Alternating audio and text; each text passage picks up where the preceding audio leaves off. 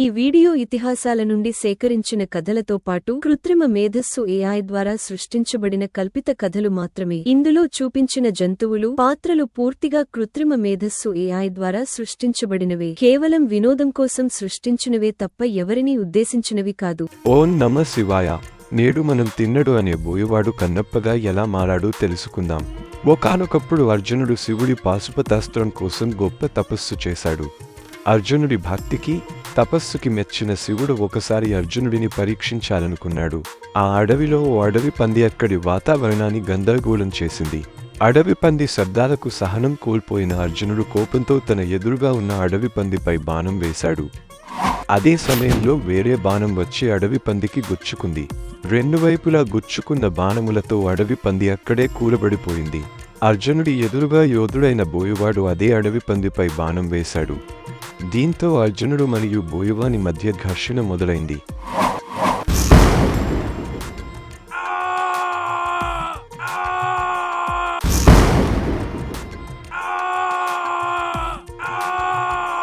బోయవాని ముందు అర్జునుని ధనుర్విద్య ఎందుకు పనిచేయలేదు?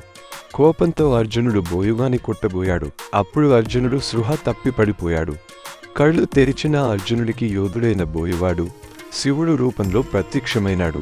అర్జునుడు శివుని ప్రార్థించగా అతనికి పాశుపతాస్త్రం ప్రసాదించాడు.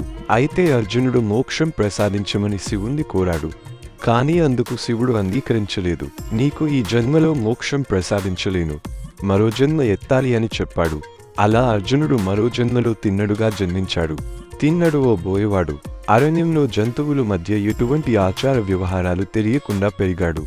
ఒకసారి తిన్నడు శ్రీకాళహస్తి సమీపంలోని అడవికి వేటకి వెళ్లాడు.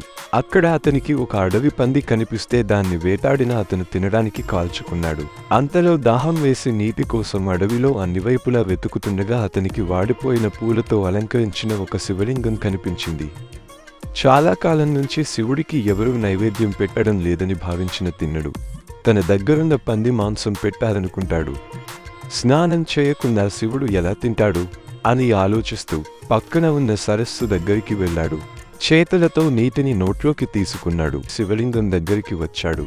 కాళ్లతో దుమ్ము ధూళి శుభ్రం చేసి నోట్లో నీటితో శివలింగాన్ని శుభ్రం చేశాడు. పక్కన ఉన్న పూలు ఆకులు తీసుకుని శివుడిని అలంకరించాడు. తరువాత తన వద్దనున్న పంది మాంసాన్ని శివుడికి నైవేద్యంగా పెట్టాడు. దాన్ని లింగ రూపంలో ఉన్న శివుడు స్వీకరించాడు. అప్పటి నుంచి తిన్నడు ప్రతిరోజు అలాగే చేయడం మొదలుపెట్టాడు. అయితే ఆ పరిసర ప్రాంతాల్లో శివగోచర అనే ఒక బ్రాహ్మణుడు ఉండేవాడు. తిన్నడు చేస్తూ ఉన్న అనాచారం విధానం వల్ల శివలింగానికి అపచారం జరిగింది అని తెలుసుకుని శివగోచర చాలా బాధపడ్డాడు. ఆ బాధని భరించలేక తన తలని శివలింగానికి కొట్టుకోవడం మొదలుపెట్టాడు. అప్పుడు అలా చేయకు, కాసేపు అలా పక్కన దాక్కుని వేచి చూడు అని ఒక మాట వినిపించింది. అది విని శివగోచర చెట్టు వెనుక దాక్కున్నాడు. కొంచెం సేపటికి తిన్నడు రోజులాగానే చేతిలో మాంసం, నోట్లో నీళ్లు మరియు పూలతో వచ్చాడు. పూలతో అలంకరించిన తరువాత తాను తెచ్చిన పంది మాంసాన్ని శివుడికి నైవేద్యంగా పెట్టాడు. కానీ శివుడు స్వీకరించలేదు. దీంతో తాను పెట్టిన నైవేద్యాన్ని శివుడు ఈరోజు ఎందుకు తినట్లేదని అనుకుంటూ బాధగా శివలింగం వైపు చూశాడు. శివలింగం ఒక కంటిలో నుండి రక్తం రావడం గమనించిన తిన్నడు వెంటనే తన కంటిని పీకి రక్తం వస్తున్న శివుడి కంటి దగ్గర పెట్టాడు.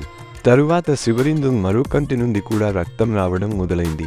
అప్పుడు తిన్నడు తన రెండో కంటిని కూడా తీయడానికి సిద్ధమయ్యాడు. కానీ తన రెండో కంటిని కూడా తీసేస్తే పూర్తిగా గుడ్డివాడిని అవుతాను.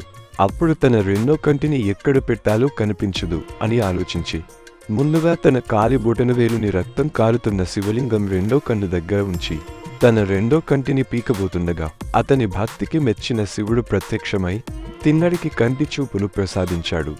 తిన్నడు భక్తికి నిదర్శనంగా అతని పేరు కన్నప్పగా శివ భక్తులకు ఆదర్శంగా నిలుస్తుంది అని చెప్పి కన్నప్ప కోరిక ప్రకారం మోక్షమును ప్రసాదించి తనలో ఐక్యం చేసుకున్నాడు. ఇదంతా చెట్టు వెనుక ఉండి చూసిన శివగోచర కన్నప్ప భక్తిని చూసి ఆశ్చర్యపోయాడు. అతను ఎంత గొప్ప భక్తుడో తెలుసుకున్నాడు. అలా తిన్నడు కన్నప్పగా మారాడు. ఈ కథ యుగాల తరబడి భక్తుల హృదయాలలో నిలుస్తుంది. ఎవరైతే ఈ కథను వింటారో, చెప్తారో వారు శివుని కృపకు పాత్రుడు అవుతారు. ఓం నమ శివాయ. Govardhan creations and advertisements